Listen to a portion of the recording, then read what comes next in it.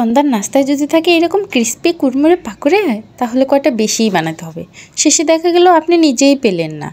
তো চলুন দেখা যাক কীভাবে বানাচ্ছি। তো প্রথমে একটা ক্যাবেজ নিয়ে নেবেন, নিয়ে কুচি কুচি করে কেটে নেবেন।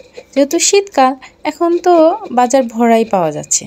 বাঁধাকপিটা বাচ্চারা খেতে চায় না, এভাবে যদি কুড়মুড়ে ক্রিস্পি পাকোড়া করে দেন তাহলে চটপট খেয়ে নেবে। নমস্কার, টুইঙ্কেল টুম্পা চ্যানেলে আপনাদের সকলকে স্বাগত জানাচ্ছি। আজকে চলে এসেছি আবার নতুন একটি রেসিপি নিয়ে। আপনারা রেসিপিটি ভিডিওটি দেখবেন, দেখে প্লিজ একটা লাইক অ্যান্ড কমেন্ট করে যাবেন। আর ভিডিওটি দয়া করে পুরোটা শেষ করবেন, কারণ ভিডিওটাও বানাতে অনেক কষ্ট হয় জানেন। ছোট বাচ্চা নিয়ে অনেক কষ্ট করে বানাই। আপনারা যদি ভিডিওটা পুরোটা দেখেন তাহলে আমাদের কষ্টটা সার্থক হয়। তো চলুন, এদিকে আমার বাঁধাকপি কাটাটা হয়ে গেছে, কুচি করে কেটে নিয়েছি। এরপরে কিছু ধনেপাতা পরিষ্কার করে ধুয়ে নিয়েছি, যেহেতু শীতকালে এখন ধনেপাতাটা আসলে সব কিছুতেই ভালো লাগে। আর এদিকে আমি একটা পেঁয়াজ ছুলে নিচ্ছি। এখন কিছু কাঁচামরিচ, পেঁয়াজটা ধুয়ে নিব, আর ধনেপাতাটা আমি আগেই ধুয়ে নিয়েছি। পেঁয়াজটা ভালো করে, খুব বেশি মিহি করার দরকার নেই, একটু বড় বড় করে কুচি করে নেব সবগুলি।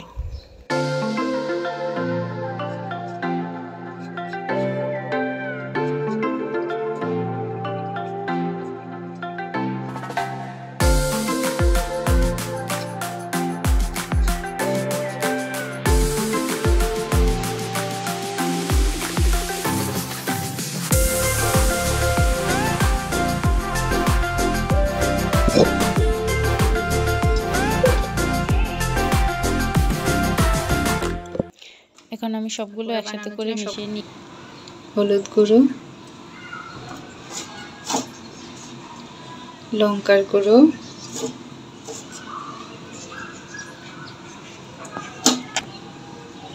এখানে লবণ দিয়ে দিচ্ছি। এখন এগুলো আমি একটু ভালো করে মেখে নেব।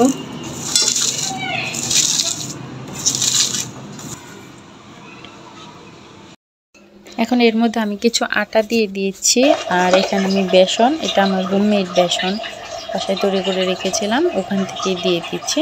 আসলে এটার অ্যাকচুয়াল কোনো মাপ নেই, আমি চামচ দিয়ে দিচ্ছি যতটুকু লাগে বাইন্ডিংটা হতে, ঠিক ততটুকুই। এই যে দিয়ে আমি এখন একসাথে মিশিয়ে নিচ্ছি। মিশিয়ে খুব বেশি শেপ দেওয়ার দরকার নেই, একটু গোল গোল করে ভেজে নেব পেঁয়াজুর মতো। এবড়ো থেবড়ো হলে আরও খেতে আরও ভালো লাগে বেশি। পারফেক্ট হতে হবে এমন কোনো কথা নেই।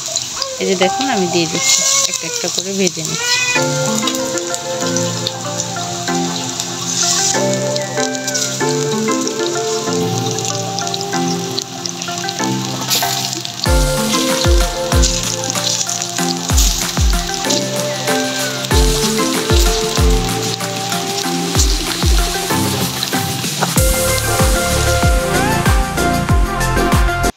এই তো দেখুন আমার প্রায় ভাজা হয়ে এসেছে।